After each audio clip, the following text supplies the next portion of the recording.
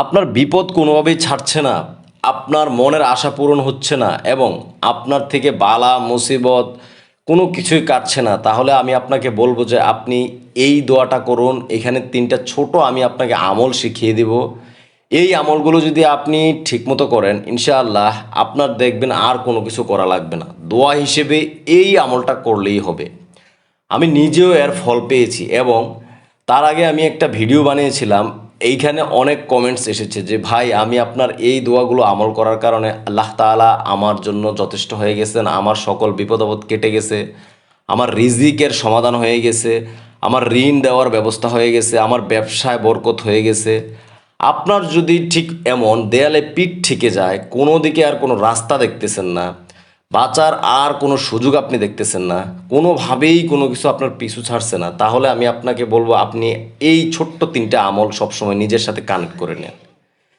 এমন করে এই আমলটা কানেক্ট করে নেন যেন সবসময় আপনি পড়তে পারেন, হাঁটতে বসতে চড়তে ব্যবসা করতে চাকরি করতে আপনি সবসময় যেন অভ্যাস করতে পারেন।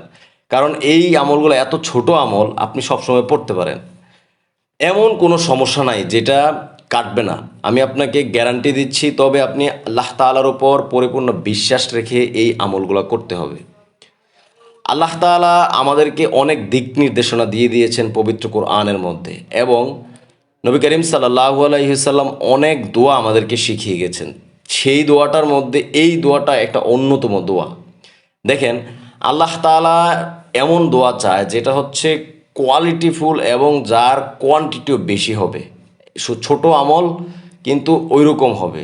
আমি ঠিক এমনই আমল আপনাকে বলবো। কেন? কারণ আল্লাহ তাআলার কাছে যখন আপনি একটা পরিপূর্ণ দোয়া করবেন, তখন আল্লাহ তাআলার কাছে আপনার একটা বন্ধন সৃষ্টি হবে। আপনি যত গভীরে যাইতে পারবেন তত আপনি আমল করে তৃপ্তি পাবেন, যত বেশি আমল করবেন তত তৃপ্তি পাবেন। শ্রেষ্ঠ জীব আল্লাহ তাআলা আমাদেরকে করে পাঠিয়েছেন। সুতরাং আপনি এই বিবেক দিয়ে একটু চিন্তা করেন যে আপনার যদি সুযোগ থাকা সত্ত্বেও আপনি কেন আমল করবেন না। প্রিয় দিনী ভাই ও বোন, আমি আপনাকে হাতে পায়ে ধরে অনুরোধ করছি, আপনি আমল করেন। এই ছোট ছোট আমলগুলো যদি নিজের সাথে কানেক্টেড করতে পারেন, সব কিছুর জন্য যথেষ্ট হয়ে যাবে। সব কিছুর জন্য আপনি কল্পনাও করতে পারবেন না আপনার অভাব অনটন বালা মুসিবত কিভাবে কাটবে, রিজিকের কিভাবে ব্যবস্থা হবে। এমন কোনো সময় যেন না কাটে যে ইস্তেগফার ছাড়া আপনি ইস্তেগফারের সাথে কানেক্টেড থাকবেন। 5 ওয়াক্ত নামাজ পড়েন, সুদ খায়েন না, হারাম খায়েন না, ব্যবসায় 2 নাম্বারি করিয়েন না, মিথ্যা বলিয়েন না। জাস্ট এতটুকু মেনে আল্লাহ তাআলার উপর পরিপূর্ণ বিশ্বাস রেখে আপনি এই আমলগুলি করে যান। আপনার যদি জীবনে সমস্যা না কাটে, তখন আপনি এখানে একটা কমেন্টস করে যাবেন। ইনশাআল্লাহ আমি আপনার এই কমেন্টসের রিপ্লাই দিব। আল্লাহ তাআলা যারা আমাদের এই ভিডিওটা দেখে আমলগুলা শিখে গেছে এখান থেকে, তাদেরকে আল্লাহ তাআলা কবুল করে নেক এবং তাদের মনের সকল আশা আল্লাহ তাআলা পূরণ করে দিক। আমিন। কমেন্টস বক্সে একটা আমিন লিখে আপনিও শরিক হয়ে যাবেন। কেননা কার দোয়া কখন কবুল হয়ে যায় তা বলা যায় না। প্রিয় দিনী ভাই ও বোন, ওই জাহান্নামের কথা একবার চিন্তা করেন, জাহান্নাম কতটা ভয়ঙ্কর। ওই কেয়ামতের কথা চিন্তা করেন। আপনি যদি ওই দিন গুনাহগার হয়ে আল্লাহ তাআলার সামনে হাজির হন, আপনার কি অবস্থা হবে। সেদিন সূর্যটা থাকবে একদম মাথার কাছে। এখন আপনাকে সূর্যটা 9,30,00,000 গুণ দূর থেকে তাপ দেয়, আপনার সহ্য হয় না। কিন্তু সেদিন যখন সূর্যের সব মুখ খুলে দেওয়া হবে এবং সকল তাপ আপনার মাথার ওপর পড়বে, আপনার শরীরে পড়বে, আপনার মাথার মগজগুলো টকবক করে পড়তে থাকবে জমিনে। তখন জমিটাও থাকবে তামার। কেননা তামার এক পাশ থেকে গরম দিলে আরেক পাশ গরম হয়ে যায়। সেই উত্তপ্ত তামার জমি থাকবে। আপনি যদি গুনাহগার হন, ওই অবস্থাটা একবার চিন্তা করেন। দেখেন, আল্লাহ তাআলা আপনাকে বিবেক দিয়েছে, বিবেক দিয়ে একটু চিন্তা করেন। আপনি কি কখনো এমন কোনো আমল করেন যার জন্য আল্লাহ তাআলা আপনাকে সকল গুনাহ থেকে মাফ করবেন এবং আপনার জন্য আল্লাহ তাআলা যথেষ্ট হয়ে যাবেন? কখনো কি এমন কিছু চিন্তা করেছেন আপনি? তাই আমি আপনাকে বলবো, আপনি ভিডিওটা শেষ পর্যন্ত দেখে এখান থেকে দোয়াটা আমল করে তারপরে যাবেন। প্রিয় দিনী ভাই ও বোন, নবীর সুন্নতগুলোকে জবাই করিয়েন না। ওই নবী মৃত্যু অবস্থায়ও উম্মতি উম্মতি বলে কান্না করে গিয়েছেন। আপনি কিভাবে আপনি নবীর সুন্নতকে জবাই করেন। আপনার কি অন্তরে একটু ভয় লাগে না? আপনি কি এই বিশাল সাগর, এই পাহাড়, এই দুনিয়া, আসমান জমিন দেখে একটু অনুভব করেন না যে আমি যে এত কিছু করতেছি আমার একদিন জবাব দিতে হবে? কখনো কি চিন্তা করেছেন যে আমি প্রকাশ্যে গোপনে যতভাবেই যত গুনাই করি না কেন এই সব কিছুর জন্য আমি একদিন জবাব দিতে হবে? কখনো কি এরকম চিন্তা করে দেখেছেন? আর যদি চিন্তা না করে থাকেন আমি আপনাকে অনুরোধ করব, 1 মিনিট যে যেখানে আছেন না কেন একটু চিন্তা করে দেখেন তো আপনি কি এমন আমল করেন। আপনাকে যদি জাহান্নামে প্রেরণ করা হয় আর ওইখানের শাস্তি আপনাকে কতবার পোড়ানো হবে, আবার সৃষ্টি করা হবে, আবার পোড়ানো হবে, কি অবস্থা হবে আপনার সেদিন? তখন আপনি যদি হায় আল্লাহর কাছে আফসোস ছাড়া আর কিছুই আপনার করার থাকবে না।